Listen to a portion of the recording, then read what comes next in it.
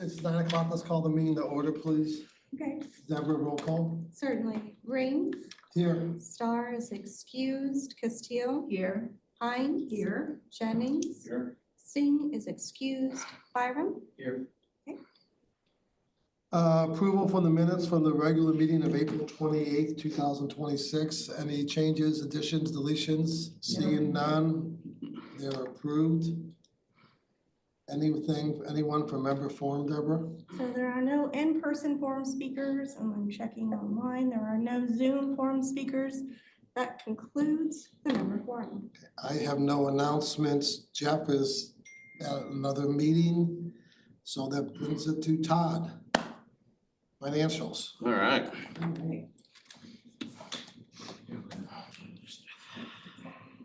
We got here early today.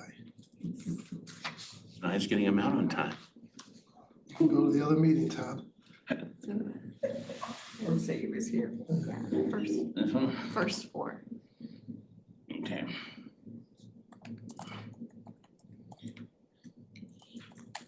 Me.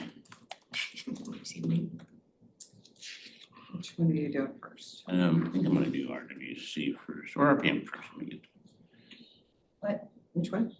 RPM. Let's start with the lowest denominator in our world. 6B7, okay. We got it.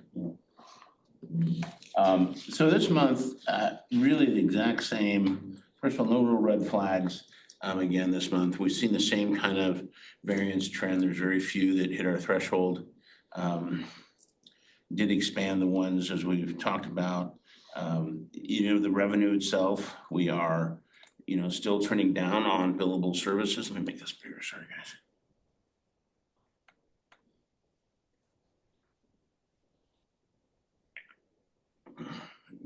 One less. There we go. So we're still trending down on billable services. That's you'll see that the variances there, the 174 and the 137. Once again, that's still applied to some degree of seasonality where we've straight lined those historically and we didn't put seasonality into the revenue. We know most of the revenue picks up in May through September. However, there's a little bit in here, probably about 80,000 that is FSM orders. It just didn't get billed because of the new system and just still catching up on getting the service orders closed, right? So that's just FSM. field service management. It is the NetSuite module that went live October that replaces the work order service desk, right? So if you remember, we kind of bifurcated where we used to have work orders. We now are doing service orders for all of our internal jobs, work that we perform, and then we actually moved to purchase orders for all third-party vendor management. So we now have purchase order the systems that generates the three-way matching and all the internal controls. So all the third-party vendor and contract work is done. Like First doesn't use us, right? So they use all third-party vendors. So from their roofing to their painting. So the field service management module, Nancy obviously is the piece that connects, and it takes over that internal piece for service order, right? And so as we've gone through our reorg and we've had some transitions and people down there, but more importantly, just working out the bugs in the system, it's another whole piece of the implementation. There is some billing that we still need to catch up on from March because we've been playing catch up a little bit. So I don't see any real concern here. We know, like I said, we'll get into the timeframes on the season. So I expect to see this catch up. And so we'll know more, May, June, we'll kind of have a better idea of the trend and if we're healthy or not. Yeah, Dan. I guess with revenue being down roughly 300,000, even 220, I guess I would have thought to see expenses down, assuming payroll associated with the revenue. If we don't have the revenue, do we still have the payroll? But payroll is right at budget. Yeah. I would expect it. That's a challenge with our work, right? I would say that if there was one risk in our business model, it's this section because we have to go out and hire union contractors and have them on staff ready to go to do the work, right? And so it's one of those things where we have the expense, but we don't necessarily have the revenue. And, so we've always used this kind of but it's one of those things that's difficult to control because the mutual could just, decide to not use us and go to, another contractor, right? So I think it's just something we should keep in mind as we look going forward, as we start rolling out long-term business plans. That's a revenue area that we have less control over than, obviously our assessments are just straight line. Come in. But do we charge the mutuals? If you were a business, you'd say, okay, I'm hiring these people, I'm paying them 40 hours a week. It's costing me $100,000 a year for this person. Okay, I'm gonna charge them out at essentially $150,000. So that I cover the fact that they're not fully charged out. I mean, you allow for that as a contractor, right? You don't charge your people out at their hourly rate. Right. So what do we do? Do we Yeah, we're, at our hourly rate, or do we? we pretty much are charge them growing them out actual at our cost? costs. I mean, our fees are in there. It's a good deal. Right now, unfortunately, the mutual doesn't necessarily see it that way. Sometimes they don't go, oh, that's a great deal. Let's use all of our PM services to do the work. And so we have gaps, but Adrian, to your point, I think this whole area probably could do with a deep dive for 27. Take a look at how we do that, because the other issue too is when we sometimes we pull in, like in this river, we pulled a couple people up from the union, like Luis is in the union, right? Now he is one of our key guys. So that leaves a vacancy. We have to go out and then find good contractors, right? And so there's also a staffing, timing issue to get good people in here. So, but to your point, Adrian, this has always been kind of set up as a break even, but it's always been kind of buried against member records and some other revenue sources to offset some of that loss. And if you remember in the past, we kind of had those different buckets where some of that revenue was stuck in setup fees or member records. But of course, then you're tying that expense also to sales that may or may not occur, right? So they need to kind of stand on their own, in my opinion. So I think we should take a pretty hard look at how the billable services and the expenses in the staffing side come out to. But at the same time, I think we do want to offer A good services deal. to the mutuals at a good deal, so they do use our services. So everyone benefits. The mutuals get a benefit, and we need to let the mutuals know that they should be, when they go out for Okay. bid, if they go out and bid, them versus us, if we're not beating that bid, then there's something wrong, because we should be. They're forced to go somewhere else, because they can't, Well, they yeah. can't keep having their coupon keep going up, so. But our bid should be, this bid should be Yeah. lower every time when they go out to bid. It usually is, yeah. Mhm. Yeah, but you're using new people coming in and alterations to subsidize that difference. That's I see. the way it's working. Is that we're taking money from From the member resale records, and, resale, yeah, and alterations, where we don't spend as much money as we gather, and using that to cover. yeah, Yes. yeah, no, I see And- both. And that's okay, but we just have to realize that that's what we're doing. So the bottom line question, Todd, is, and I don't expect you to know the answer, we're $263,000 Right. in the hole on a break-even budget. Yeah. But on the RWC side, we're positive. I think between the two, should be okay, right? Yeah, we are okay, and like I said, a lot of this, there is some billing that needs to happen on these to bring that up, and there's also the seasonality. So we will, I would like to think we'll get all this back, but it's just, I don't have a magic The 8 ball. seasonality, I thought that this last plan, we We built did. much more seasonality than we've ever had before. We did in some areas, David, we just didn't, like this one definitely should have had more seasonality applied based on the weather Sure. pattern when we do the work.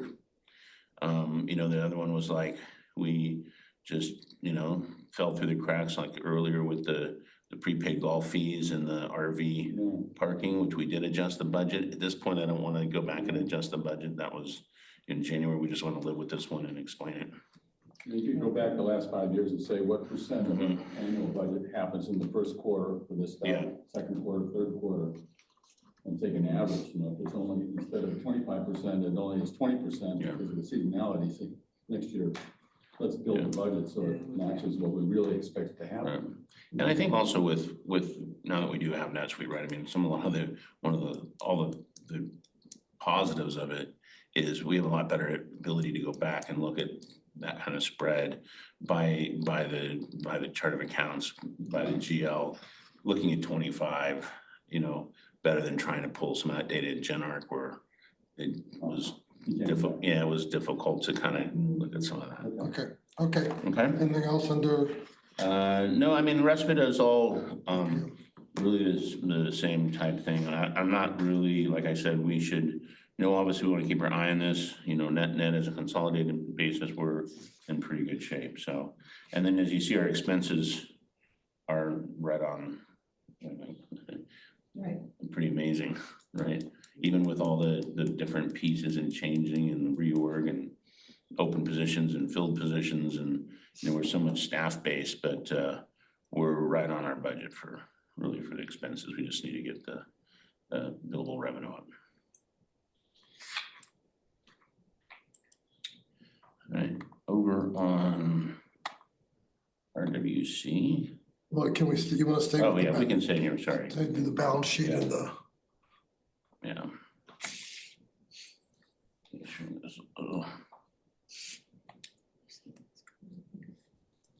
It's too small.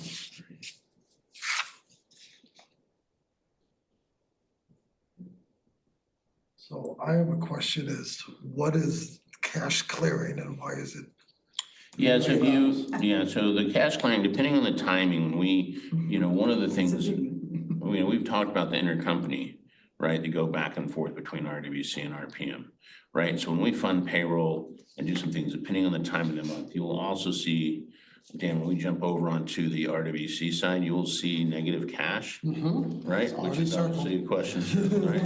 So obviously there's no such thing as negative cash in the real world, but from a cash clearing where we are funding intercompanies back and forth, we, depending on the month and when payroll is moved over, Manny can go into some of the other stuff that said it in more detail, but basically we're just dealing with a timing issue. So if you will see it when we reset, that'll go down to pretty much nothing, and you'll see the cash positive back on RWC.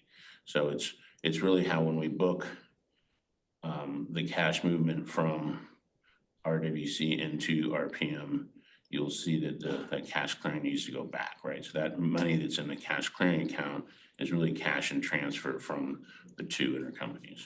What is it at the RWC level? Is it negative 3.137? Negative like 549, I don't remember. 549, 233, negative, yeah.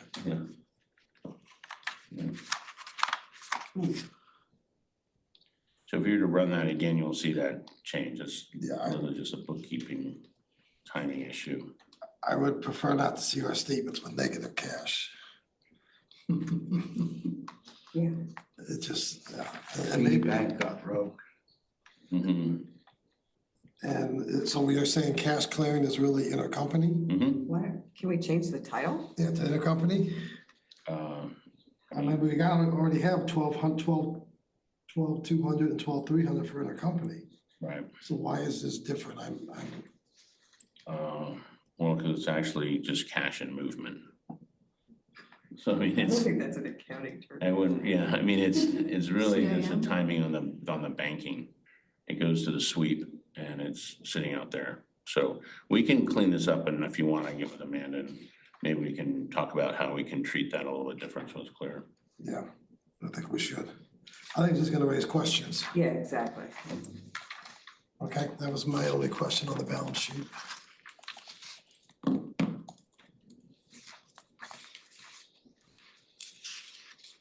Okay.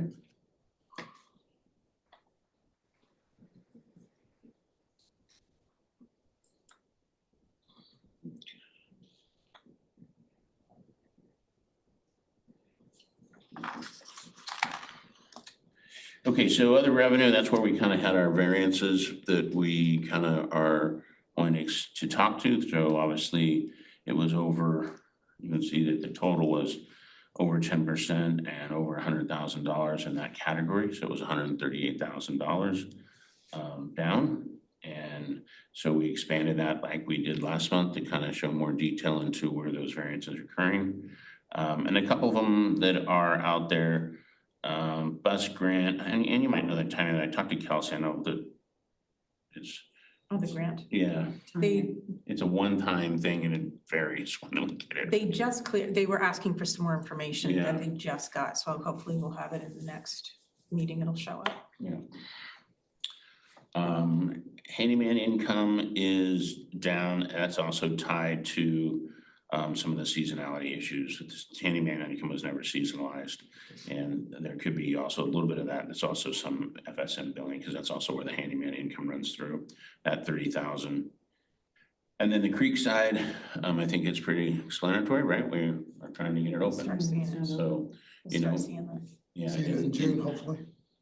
You know, in hindsight, obviously, we would have Yeah. probably not budgeted the first quarter of revenue, but So we're just gonna eat that. yeah, well, only hopefully we'll make it up, but, well, we can't really make We'll this make it piece up. up, but we can make it up In a somewhere. different- Make it up someplace else. Yeah. Yeah.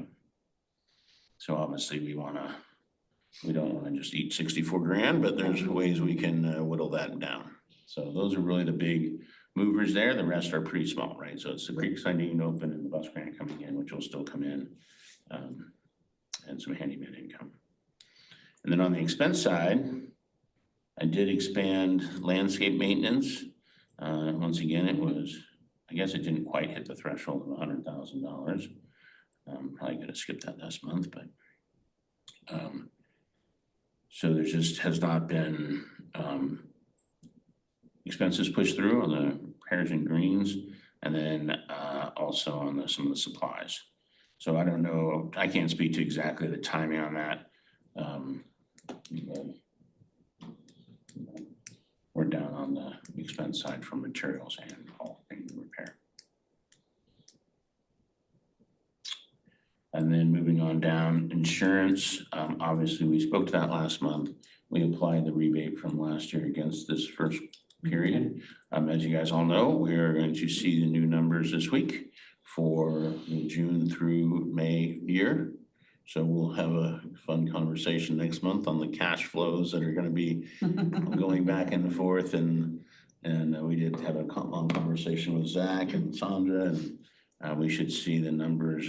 I'm hoping potentially, we got a good preliminary. They're working on a couple final pieces. It looks like it's gonna be favorable even more than we thought. But we're still buying a year policy. And so we're gonna have to, you know, we're gonna address what that new 7-month piece looks like. You know, we budgeted, you know, obviously straight line. So we're gonna pick up some of this expense. You know, we're not gonna be as running as overage through the whole year, right? We're gonna have a higher amount because we're paying for 7 months.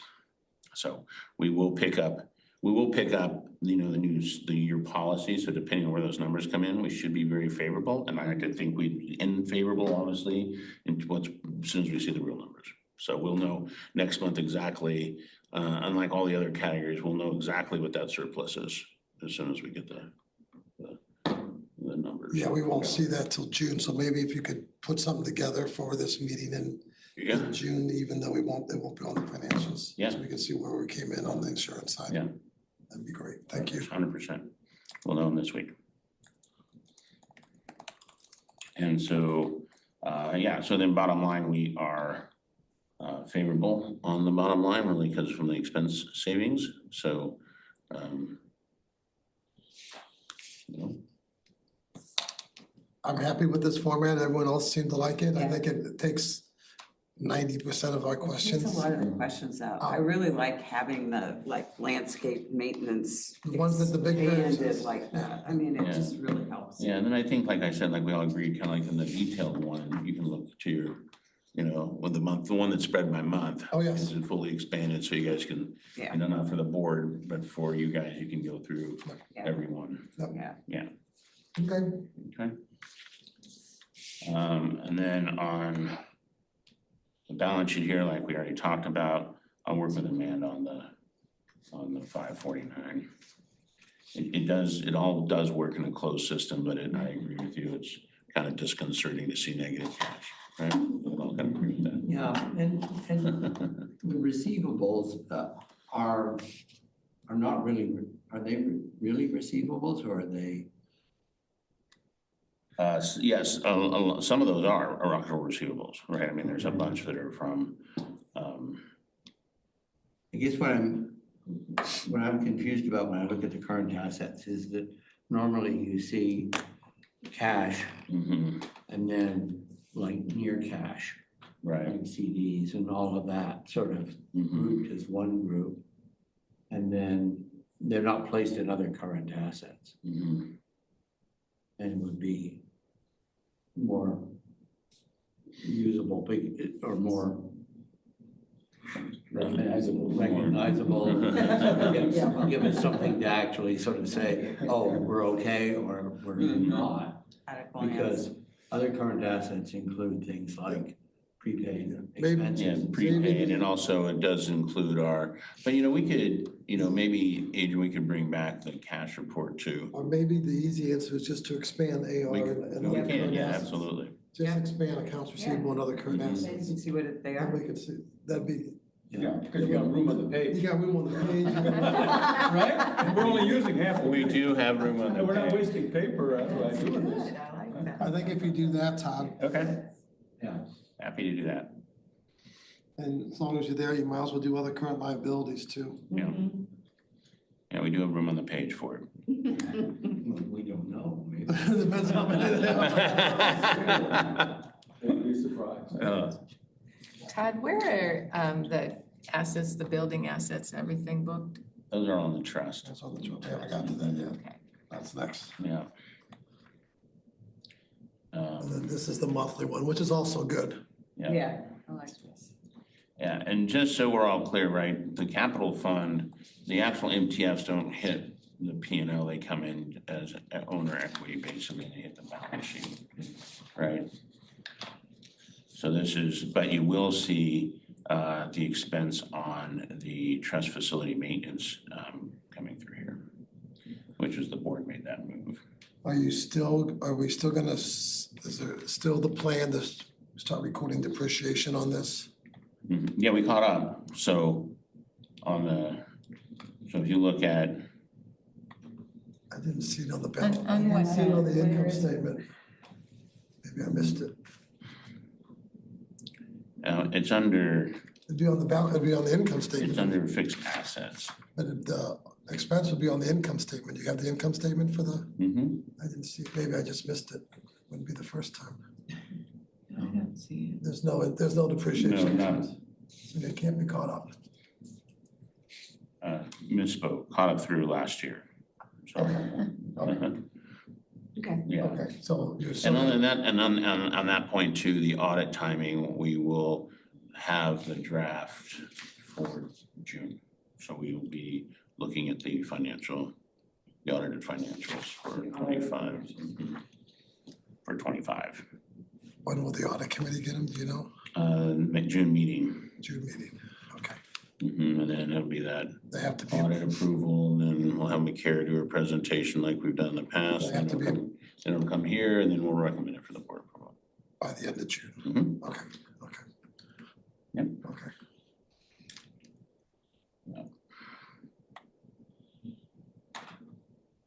We could expand this as well, if you want. If you're on the page, we can also expand the capital fund balance a little bit. Yeah, might as well, Yeah, okay. I mean, this is just a point of interest. On facilities usage fee, it kind of jumps up in April. What causes that kind of fluctuation? More. More units being leased, being rented, because we didn't change that, we changed the fee effective January 1st, so the fee didn't change. It's not like the fee changed. Right, So it's more. maybe like a. Yeah, that unless people paid in a bunch in advance or something, I don't know. I can't imagine them doing that. Can't imagine, I don't know. I'll have to look into that. I don't know Yeah, I off the did top of my notice that head. too, Nancy. Yeah. It's quite large. I'll look into that. That, okay, thank you. Didn't we change the name of that? It's no longer Yeah, flow. facilities amenity fee now, I think. We still call it puff. It's too Because funny, they our just said it brains wrong. can't get It's around FAF the now, name or- we came up with.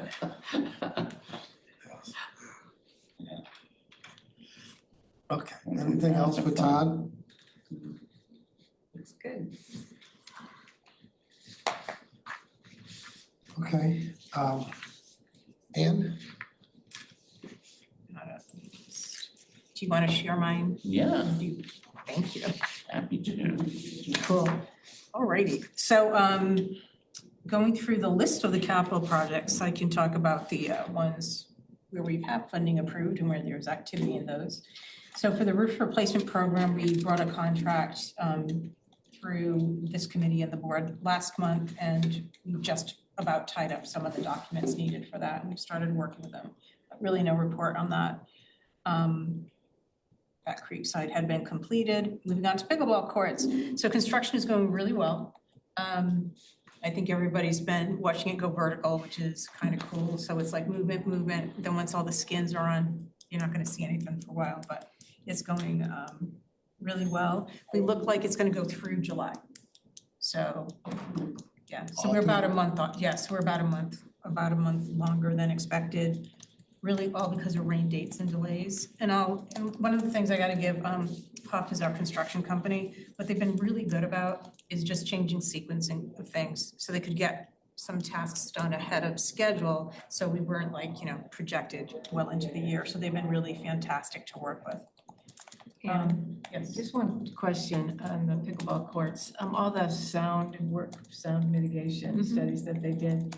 If there's a concert in the event center and there's people playing pickleball, will they hear it inside? So play has to be done by 6 p.m. So the likelihood of things happening concurrently, no. And also we had to do some kind of noisy work out there with some heavy equipment. We were concerned about things that were going on in the event center and you really couldn't hear.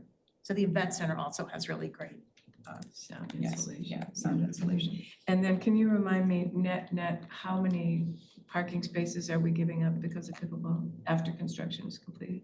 I couldn't tell you that offhand, I'll find out. Not so many though, right? It's not that many, it's We're not giving up any, I mean, in the sense. the way they of- had to reconfigure some of the accessible, I think it might be one or something, but it wasn't that many. Just. Yeah, it wasn't really that five. much. And intrude on the parking lot. They just have to reconfigure the parking in front of the pickleball facility. So for RWC admin relocation, Jeff isn't here, so I'll pass on that one. For food and beverage, we had a really wonderful soft opening last week. Felt like a year, it's going on forever. And so the restaurant will announce the full schedule open sometime later this week, and they're just doing lunches today and tomorrow. And they're working well within their allowance that we were giving them. And then we've also had to expend quite a bit on the RWC side for part of just making sure that basically the facility was not turnkey as was required by the contract. So we had to do a lot of prep of the site in order for the, I'll just make a comment that we were one of the groups Yes. that got in to test it, and it went really well. The floor plan looks like it's been organized, so it reduces some of the sound. Everybody was happy that many of the prior employees are still working there now, so we all know who they are and they know us. The food was good, and everybody gave their opinions on it, so I think they're getting some positive feedback so far. and people have been like really honest too with the feedback. I read some of them, so it's really great. The only question they have, and they want to really keep it sort of quiet about when they really open up, because if they open up and it gets Yes. so it's like a broadcast, boom. people are gonna be standing in line, they can't get a reservation, they'll say, wait a minute, Yeah. I wanna eat there and I can't get in. And so they were a little concerned about the rush. So they will let us know when they want us to put the public announcement on, which will include their reservation system. Okay, so moving down with the golf course lake liner replacement, just, all the vendors that we've been working with have told us that it's not a lake, it's a pond. We're getting proposed, Wow. it's a pond. It's a pond. It's a pond, yeah, which I think is very funny. That's funny. We've been corrected twice, which is very funny. Pond liner.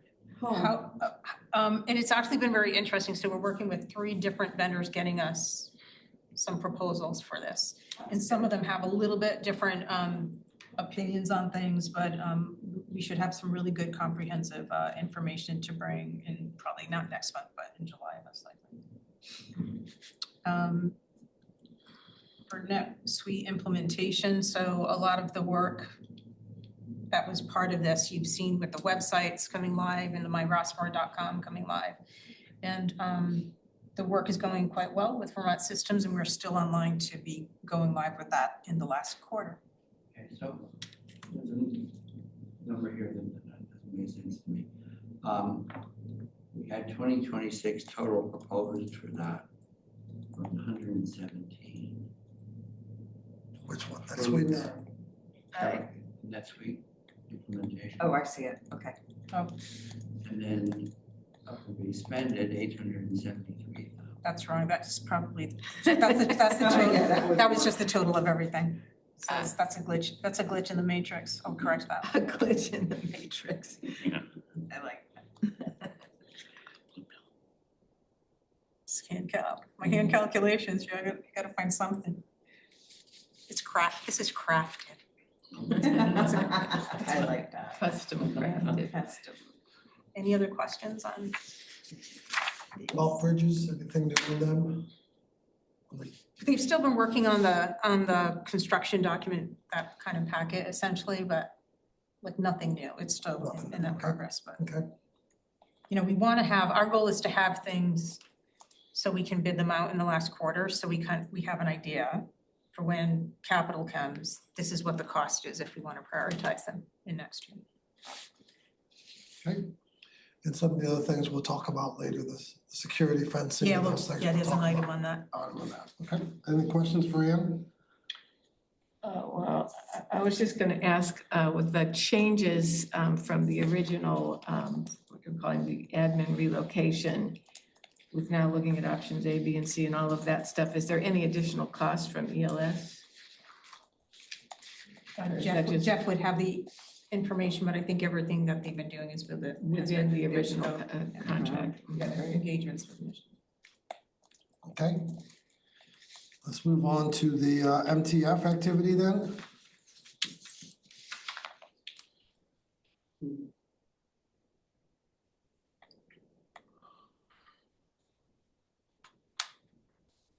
Can you move it just a little bit? There you go. Perfect. Thank you.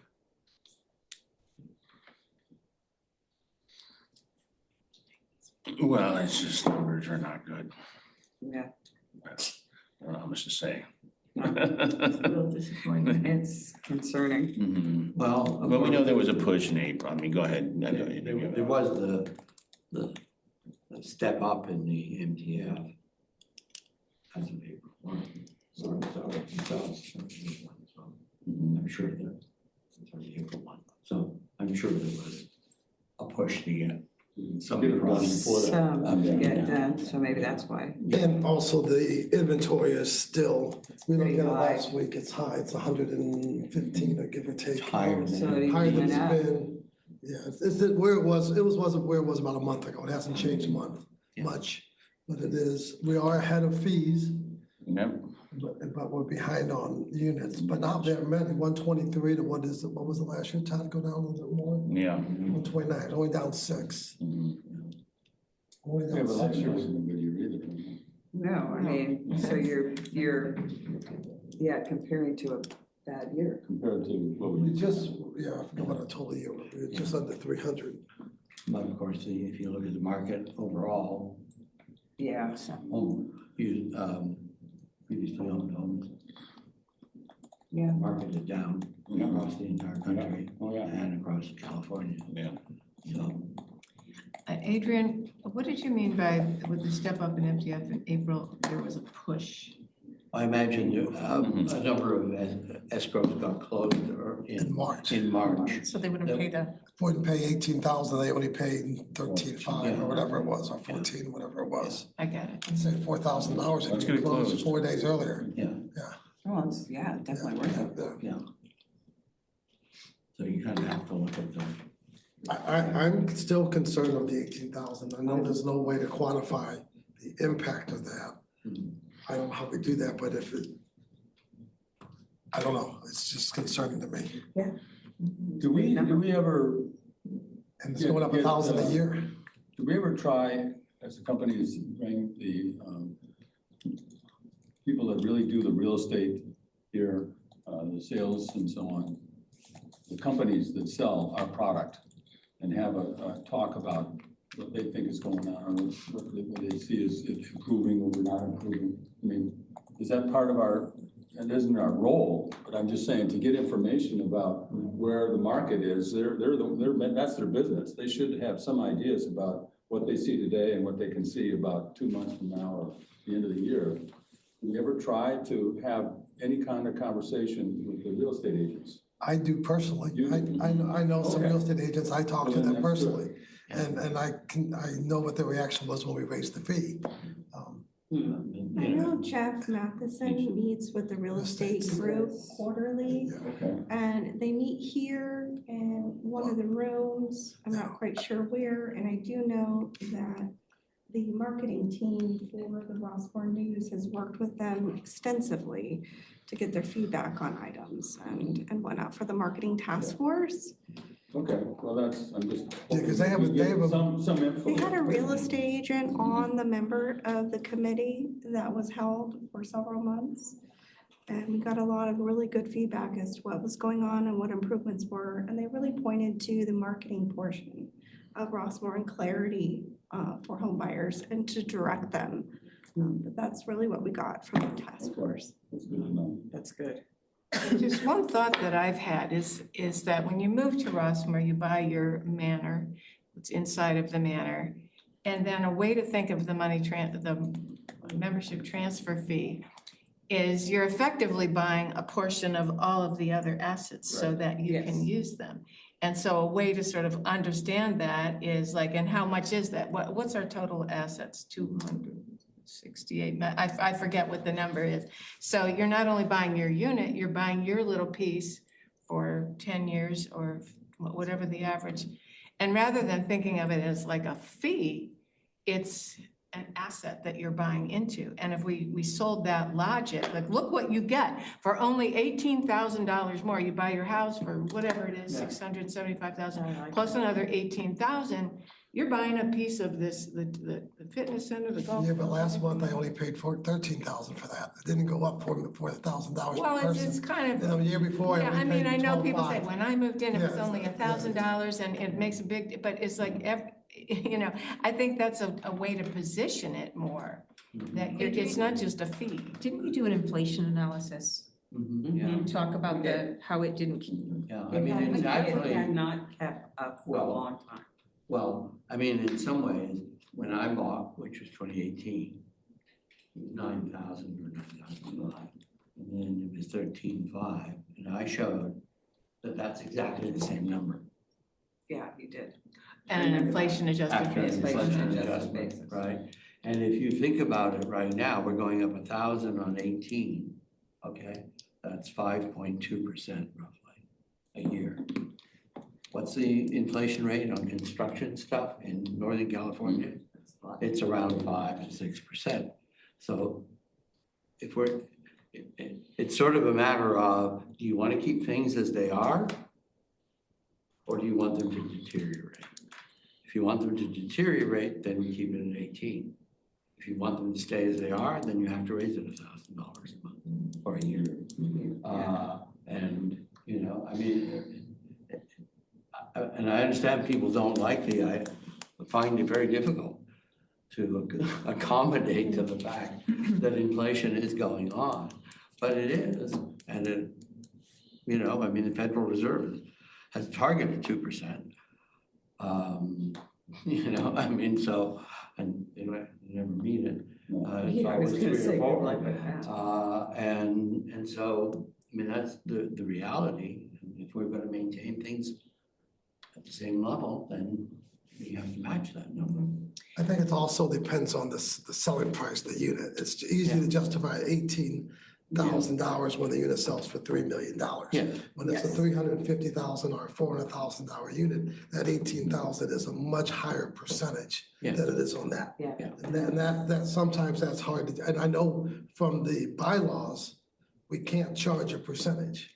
Well, and Which why was- should you? And Which we I, wouldn't. you can argue, I understand, Yeah. but it's just as a percentage wise, Yeah. and we're kind of stuck that way, but it's hard. The other way to think about it is, you spend $1.5 million to get in here, you get the same assets as a person who spent $350,000. Right, Yeah. right, yeah, And absolutely. so, boy, they got in here at a good price, because they get to use all this stuff, with the new pickleball and the. But also as a percentage, I'm paying a As a much higher, percentage. paying a it much makes higher difference. percentage, yes. Yeah. Yeah. It's- You can look at it both ways, I agree.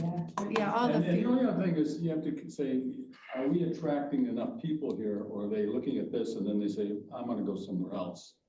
So we need to make sure. Well, that they with get the hundred good and fifteen story units about for how good sale, it is. with hundred and fifteen units for sale, we're not attracting people, but I can't say that this is the reason why. Yeah. There's Yeah. a whole bunch of reasons why. Right. Plethora of reasons that we can't quantify. I know they did a survey a while ago and the transfer fee was very low on the survey as to what influenced them to move in here. I forget where it was, but, and. Yeah. My real and estate agent Peterson- never told me until it was time to sign the paper. She never said anything about it, really. And I said, no, what is that? Oh, that's so that you can get all this other good stuff. I said, oh. Okay, but yeah, I think the problem we have is that there are people of very different means here in Rossmore, and we're trying to reconcile that, and there's tensions that arise from that. Somebody that has a $2.6 million house and it pays 18,000 or whatever, it doesn't affect them as much. But it's just, I really think it should be seen as it's part of it.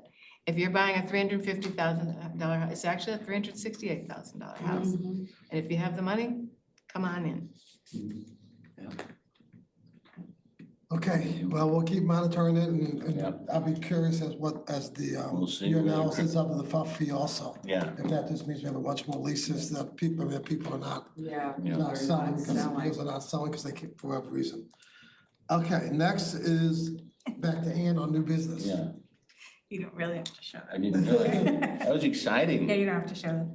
Okay, so, It helped me sleep at night, no. yeah, you know, that's Looking at routine, that man. picture.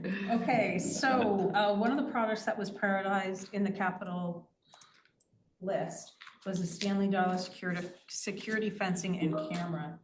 And so the reason this was included, there's been activity at the gate at Stanley Dollar after there was removal of this gate on Lucas Street on the Lafayette side. So there was this increased activity that had been noted. And so the request before you is to consider recommendation of a project that has different parts. And there's an operating budget element and a capital budget element. And so the project itself actually includes a camera pole and the installation of that, the camera itself, the gate and the fencing is part of the capital, and then the ongoing 36-month monitoring contract. So in the staff report, there are some highlights, some features of this system. I think it's actually really pretty cool. I mean, it is solar powered. There's video analytics and motion detection to trigger when there's activity. I like that there's interesting that Securitas is monitoring it and there's like real-time response should things happen. Our public safety director is here in case you have any other technical questions about it. But the total cost of the capital element of this is $26,810. And then the 36-month monitoring contract is at the rate of a little over $307 a month for a total contract value of $11,072. So, That's pretty- the current fencing is kind of like a chain and a padlock or something like that, and then how is it going to change in the future? Yeah, quite a bit. That gate has been rammed many times. The chain links have been cut many times. It's in bad shape. I don't know if you've been up there to see it, but it's a really poor gate. There's also no barbed wire on the top of the fence, on the gate, but we do have it on the fencing towards the right as you're looking out. So what would be different is brand new gate where it is mechanically more easily to operate as well as prevent the cutting of chain links. which has become a problem up there. There will be barbed wire on the top of the gate. And then the barbed wire will continue on with the new fencing that goes over to the PG&E gate. Other fence. Didn't I hear or read that there used to be another gate further out that sort of prevented some people from coming in, and that community up there, whatever, decided not to have that gate. So now that was letting more flow go through to get to our gate. True. Yeah, so it's called Lucas Ranch Estates is the community on the other side of our gate. And first there's PG&E and Lucas Ranch Estates. And they used to have a gate down on where their property started in Lafayette, where Lucas Ranch Road comes up. And there was a gate there. You couldn't go past that point. When they started building, the city required them to remove that gate, is what was told to me by the HOA president. And so when they removed it and they started building, that's when we started seeing a lot of problems at our gate. And it makes sense, right? It's easier to go to one gate and get through than to go through two gates. And so they tried to get that gate back just recently, and the city said no. The city said, no, we're not going to approve the gate going in. I don't know why. They asked us for our support. We did. We said, yeah, we'll support that. You have our support. But supposedly the city said no, we would not allow a gate on that side. So we got to do better with our gate, and we got to improve our gate. And so that's why this is coming before you. I see. So there's some creepy people coming through. How do we know they're coming through from that gate? So a couple of reasons, and just so we're clear, it's not just people coming in to trespass and leave. It's worse than that. It's criminals coming through that gate to burglarize our residents is what's going on here. And the reason we do know is the first one, a kid came through. He lived over on Lucas Ranch. He was 17 years old. He stole a car, walked around the gate, because you walk around the gate, and stole a car from the mutual up on the top. I forget which one that is in the top, Stanley Dollar. He was actually arrested in like Illinois. Yeah, he went cross country with this car. Yeah, I mean, he kept going and going. Yeah, cannonball. And so, anyways, he ended up getting arrested. When he got arrested, he said that's what he did. Is I went around the gate, stole the car. Then we had a period of times where the gate was being left open. We assumed it was PG&E. We caught one of the PG&E workers, actually, and they kept denying it, by the way. And we caught one of them, and we asked, why are you going through? Why are you leaving the gate open? Why are you cutting through this way? And he said, oh, it's a lot quicker to go down and get pizza here. And so I leave the gate open while I go get my pizza, and then when I come back, I shut the gate. So anyways, so more data, we're getting more data, right? We finally put up a camera on there, and then that's when we really started seeing the incursions happen. We had, it's been about 2 years now, there was a series of burglaries here, residential burglaries, where people were going into homes and stealing things from the residents while the resident was in the home. That's called a hot prowl burglary, or in other words, cat burglary is another name for it. It's a bigger step up than when burglars go into houses with no one in it. When they go in with someone in it, a lot more dangerous. And so anyways, we had a total of 6 that were reported to us that we knew about. Obviously, they reported them to the police department as well. Police department made arrests of 2 of those people. And that's how they also told is that they would go through the gate when it was open, or they would go around the gate, or they would cut the chain links. Our cameras caught several of those things happening on there. And then most recently was 6 months ago. This is the one where I was like, I'm done. Everything we do, we're putting new chains on. We put this new device on that you couldn't cut it from. And then we had this one happen. You see the car pull up, 2 guys in a car. They get out. The one guy goes to the back, gets his bolt cutters. He goes up to the gate and he's trying to do this. He goes for like 7 minutes on the one side. He's on the PG&E side, right? He's trying to get it. You see him look over. He stops. He goes up, walks around the gate, goes around. In like 5 seconds, he's got that thing open. And so they drive in, they go over to MOD where we have our RV storage, and they stole 2 catalytic converters and then drove out the front of the gate. So this thing about going around the side of the, really, just like a little hill, you can just walk around, it's Right. no problem whatsoever. Right. So we're rectifying that with the new. Yes, fence as absolutely, yeah. We're gonna, so the fence kind of terminates right into a hill. Yeah, I think probably at the time, when they first put it in, I think you couldn't pass that, but I think through time, people going around the hill, they just kind of wore it down and made it work for them. But yeah, that will continue all the way over and meet up with the fencing of PG&E. PG&E is allowing us to actually extend onto their property, that fence line, which is really nice of them. They're also concerned about people coming on their property as well.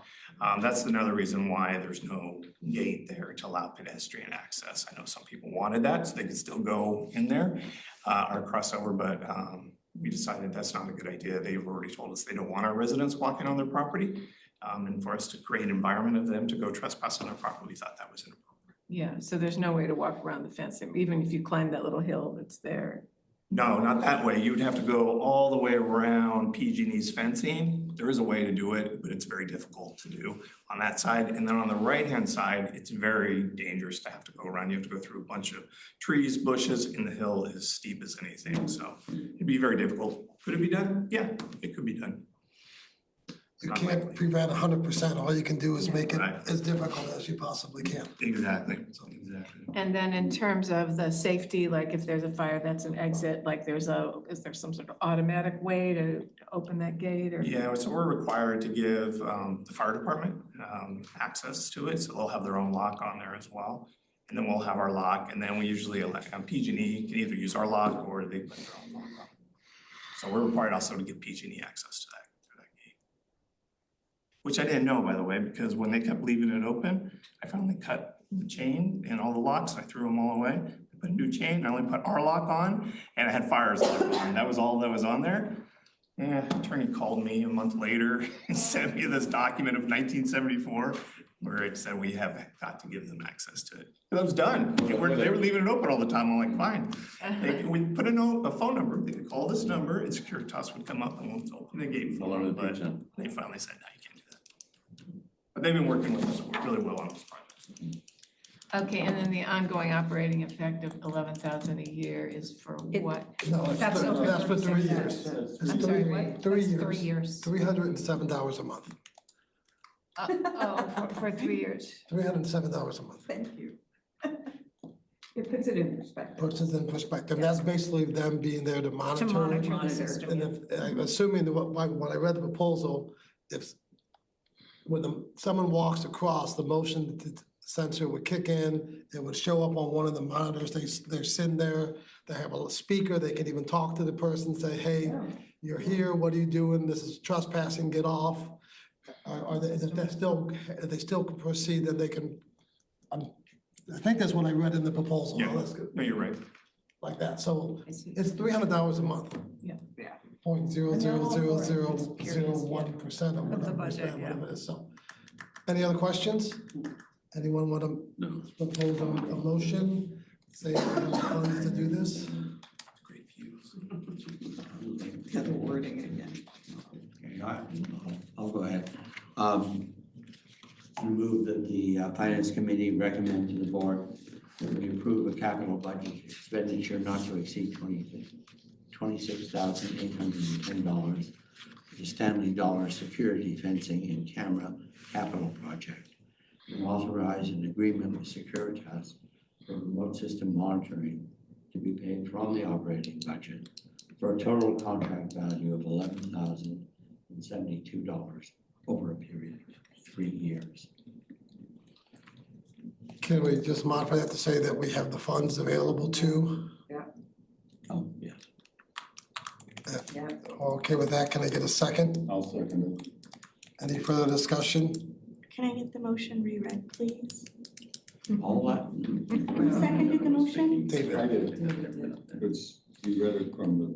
So all you want from the beginning is a recommendation to the board that there are sufficient funds Right. Yeah, to approve. to approve, Yes. right? Yeah. Okay. Yep, okay. Any further discussion? If not, we take a roll call vote, please. Certainly. Green, Yes, Castillo, Yes. Hines, Yes. Jennings, Yes. and Byron. Yes. It's unanimous. Thank you. You, Tom. Thanks, Tom. Anything else? Nada. If not, we are adjourned till June 23rd at 9 a.m. Thank you, everybody. Audit committee.